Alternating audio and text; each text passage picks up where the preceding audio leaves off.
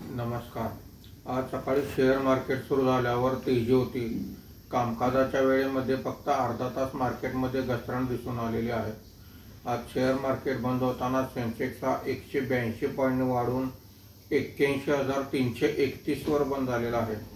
Nifty हा 89 point वाढून 24,667 वर बंद झालेला आहे।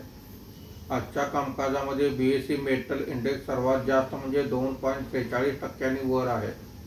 BSE reality index 1.71%, BSE capital goods index 1.49% वर आहे। बीएसई बँक इंडेक्स 0.34% खाली आहे। बीएसई मिड कॅप इंडेक्स 1.19% आणि स्मॉल कॅप इंडेक्स 1.63% वर आहेत। आजच्या कामकाजामध्ये निफ्टीमध्ये वाढलेले मुख्य शेअर्स पुढील प्रमाणे: Tata steel 3.93%, Shriram finance 2.90%, Bharat electronics 2.56%, Hindalco 2.49% अशी वाढ आहे। आज निफ्टीमध्ये घसरलेले मुख्य शेअर्स पुढील प्रमाणे: Asian paints 1.82%, Cipla 1.66%, Tata Motors 1.24%, Kotak bank 1.10% अशी घसरण आहे।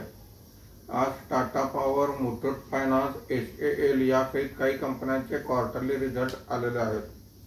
FIIने 932 कोटी रुपयांची आणि देशी वित्तीय संस्थांनी 316 कोटी रुपयांची खरेदी केलेली आहे।